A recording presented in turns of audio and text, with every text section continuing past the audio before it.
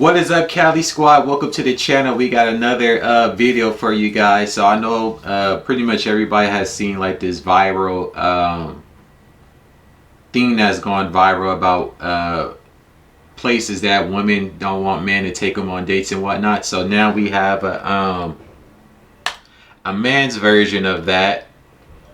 It says a group of men make a list of the kinds of women you should never take on a date. Number 1, single mothers.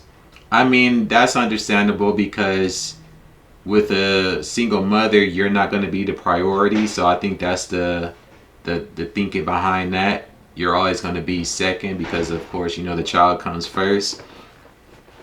And then, you know, you have the baggage of the baby's father being in the picture too. So that's that. It says women with tattoos.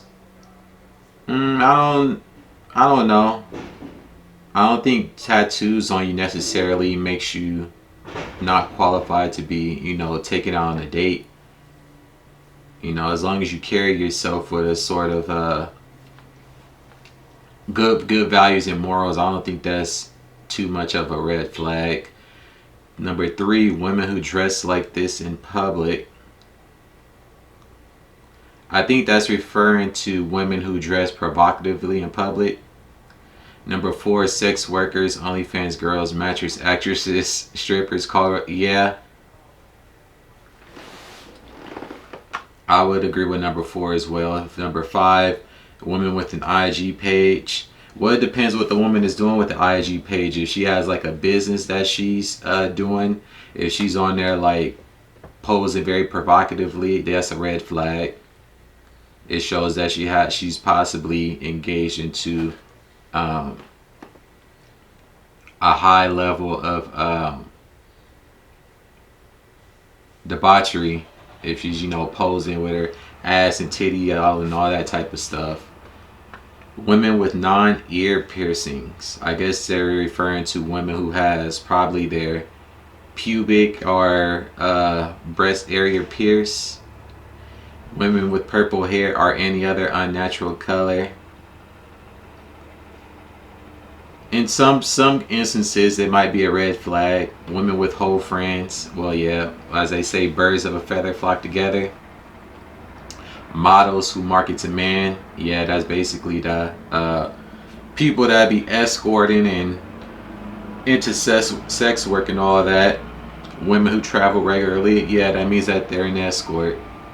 Those pictures that you see are you see in their bio with the plane emoji and all that stuff, that means they're being flown out by different dudes and they're being paid to do certain things more often than not. Women who drink liquor regularly, yeah, you don't want to be with no alcoholic. Women with weak / absentee fathers, those are usually the ones that you most likely see, you know, in sex work and whatnot, because they're looking for that father figure presence and they're thinking they're going to get that with the various guys that they choose to engage with. Women who live alone. In most instances, possibly, because I think from that perspective, they're kind of like, why are you alone? Why aren't you in a relationship? You know, depending on the age and whatnot, what happened in those previous relationships to where you're alone. So more often than not, they're basically saying that there was something that she did or continuously did, which, you know, finds her in that position. Women with party voice. I think that's talking about women who speak very loudly and obnoxiously, or have like a masculine demeanor to them. Women on dating apps. Women who have been on women who have been on Fresh and Fit. Well, yeah, most of the women that's on Fresh and Fit kind of come off as ditzy. I mean, there's some times where you have a woman or two on there that has some sense of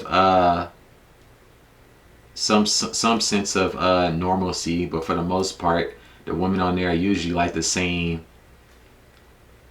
are usually like in like the same demographic of how they carry themselves and whatnot. Women with lists. Women who have been engaged. Divorcees. American black women. I ain't gonna say all American black women, because that can be, you can just say American women period. A good portion of them have this absurd sense of entitlement, and I think social media has played a very huge role in that on women. It's made a lot of normal people feel as though they're entitled to a much higher echelon of living or partner, when in actuality their value doesn't equate to that. And I think social media has pretty much exacerbated that. You know, if there was no social media like that, I don't think things would be as bad as they are now. Women raised in the West, well, yeah, that goes back to what I was just talking about. Western ideals versus, you know, Eastern or other places in the world is completely different, because there's so much excess. You know, women in the West, you know, you have a celebrity or two sliding their DMs and they think that they're, you know, worth that, when in actuality the person's just trying to get you into bed. You know, as men, we'll sleep with anyone most of the time, depending on how desperate, you know, the individual is. And then they think that just because you was able to bed this person, that means that they actually want you. But it's not. You just being passed around. You know, it's easy to get someone, but can you keep them? In terms of a woman, it's easy for a woman to attract a man, because, you know, as men, we want sex. Women control sex, and women, they want relationships, and men control relationships. So you might be able to get the man to sleep with you, but can you get the man to stay committed to you? And more often than not, the answer is no.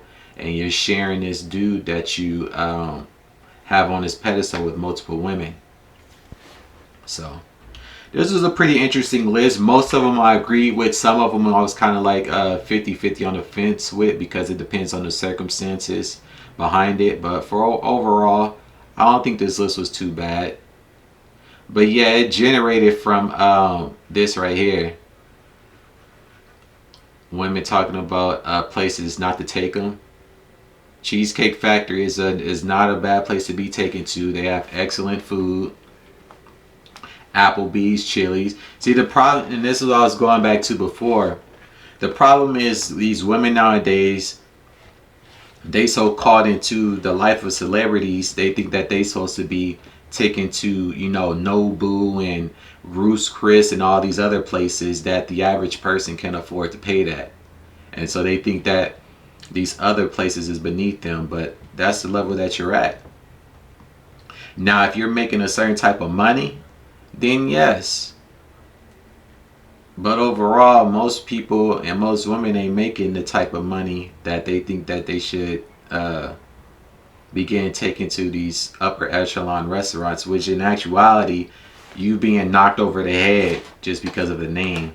But that's neither here nor there. See, Chili's, Chipotle, Olive Garden, the movies, your house. Well, obviously on the first date, you shouldn't be going to anybody's house, because you don't know each other, unless, you know, you guys both decide you want to have a one-night stand or something. But that's moving too fast.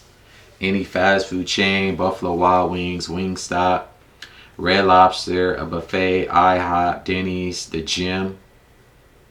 I don't think going to the gym is a bad thing for a date. You know, the gym is actually an excellent place, because you work out, you're being healthy.